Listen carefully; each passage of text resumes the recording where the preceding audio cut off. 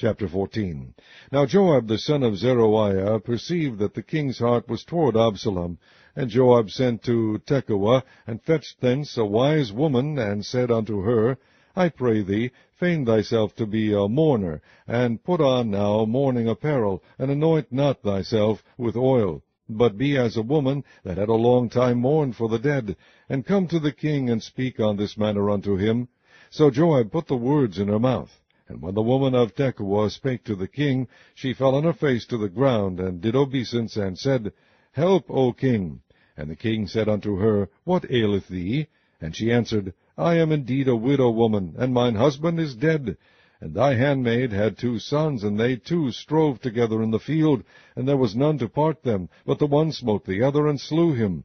And behold, the whole family is risen against thine handmaid, and they said, Deliver him that smote his brother, that we may kill him, for the life of his brother whom he slew. And we will destroy the heir also, and so they shall quench my coal which is left, and shall not leave to my husband neither name nor remainder upon the earth. And the king said unto the woman, Go to thine house, and I will give charge concerning thee. And the woman of Tekoa said unto the king, My lord, O king, the iniquity be on me, and on my father's house, and the king and his throne be guiltless. And the king said, Whosoever saith aught unto thee, bring him to me, and he shall not touch thee any more. Then said she, I pray thee, let the king remember the Lord thy God, that thou wouldest not suffer the revengers of blood to destroy any more, lest they destroy my son. And he said, As the Lord liveth, there shall not one hair of thy son fall to the earth. Then the woman said, Let thine handmaid, I pray thee, speak one word unto my lord the king. And he said, Say on. And the woman said, Wherefore then hast thou thought such a thing against the people of God? For the king doth speak this thing as one which is faulty, in that the king doth not fetch home again his banished. For we must needs die, and are as water split on the ground, which cannot be gathered up again. Neither doth God respect any person, yet doth he advise means, that his banished be not expelled from him.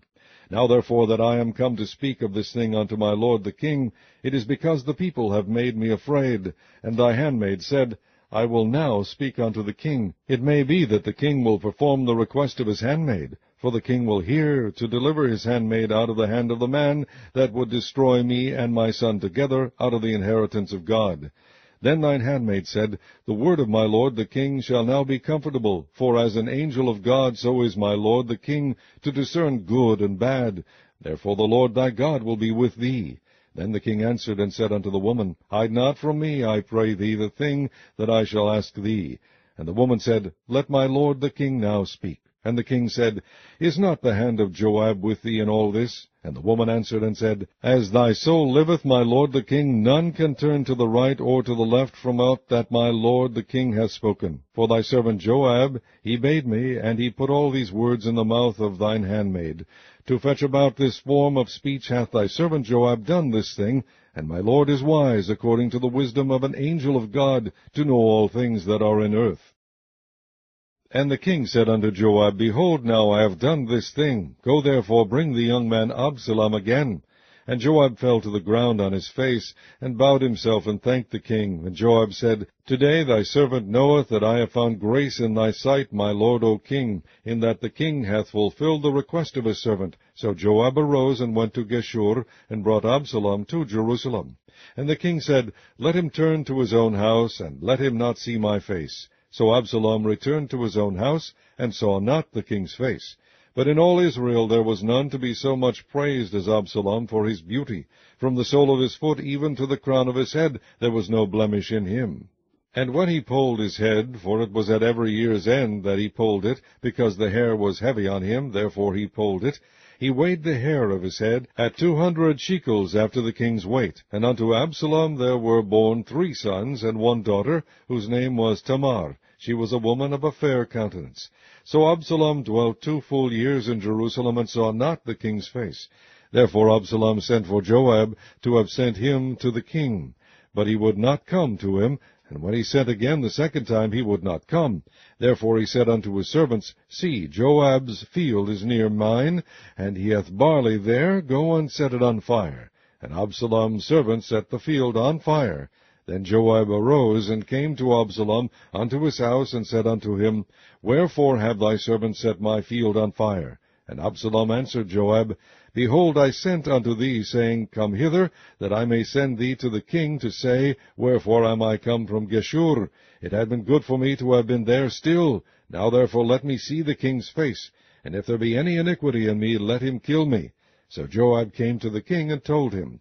And when he had called for Absalom, he came to the king, and bowed himself on his face to the ground before the king, and the king kissed Absalom. Chapter 15.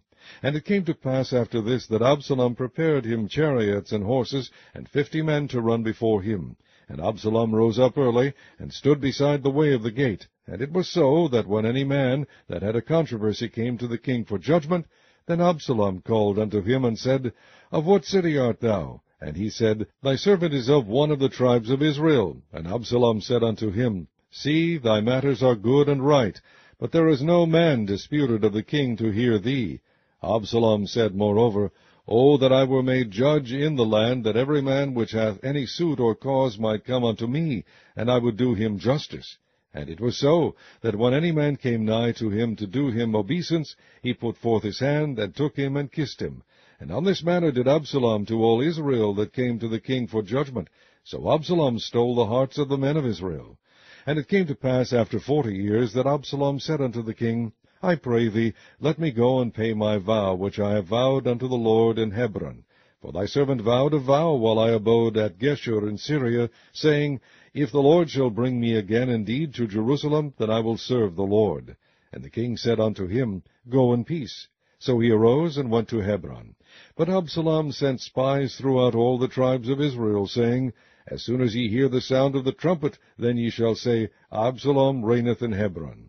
And with Absalom went 200 men out of Jerusalem that were called, and they went in their simplicity, and they knew not anything.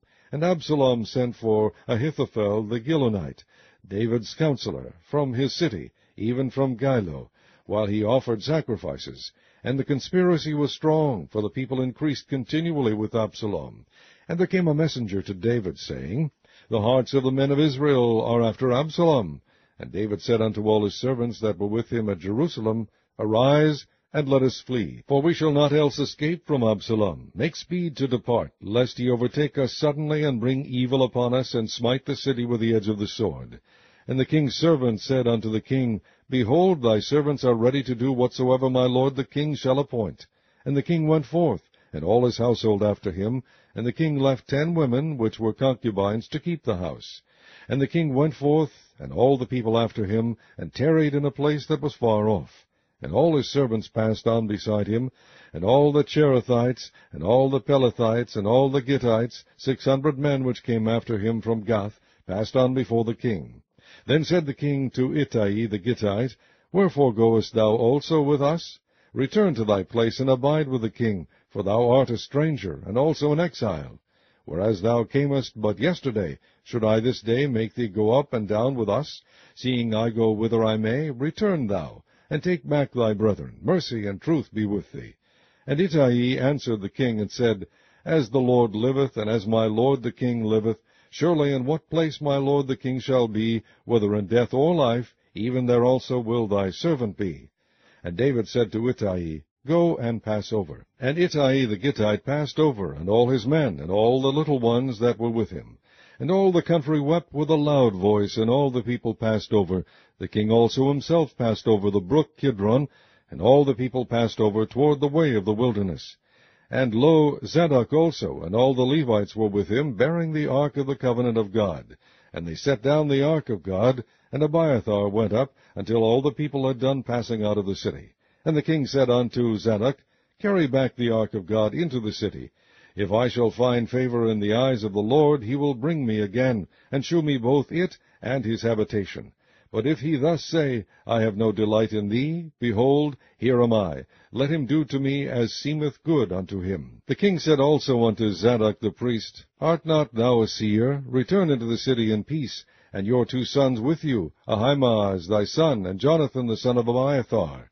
See, I will tarry in the plain of the wilderness, until there come word from you to certify me. Zadok therefore and Abiathar carried the ark of God again to Jerusalem, and they tarried there. And David went up by the ascent of Mount Olivet, and wept as he went up, and had his head covered, and he went barefoot, and all the people that was with him covered every man his head. And they went up, weeping as they went up. And one told David, saying, Ahithophel is among the conspirators with Absalom. And David said, O Lord, I pray thee, turn the counsel of Ahithophel into foolishness. And it came to pass, that when David was come to the top of the mount, where he worshipped God, behold, Hushai the Archite came to meet him, with his coat rent, and earth upon his head. Unto whom David said, If thou passest on with me, then thou shalt be a burden unto me. But if thou return to the city, and say unto Absalom, I will be thy servant, O king, as I have been thy father's servant hitherto, so will I now also be thy servant, then mayest thou for me defeat the counsel of Ahithophel. And hast thou not there with thee Zadok and Abiathar the priests? Therefore it shall be, that what things soever thou shalt hear out of the king's house, thou shalt tell it to Zadok and Abiathar the priests. Behold, they have there with them their 2 sons, Ahimaaz Zadok's son, and Jonathan Abiathar's son, and by them ye shall send unto me everything that ye can hear. So Hushai, David's friend, came into the city, and Absalom came into Jerusalem.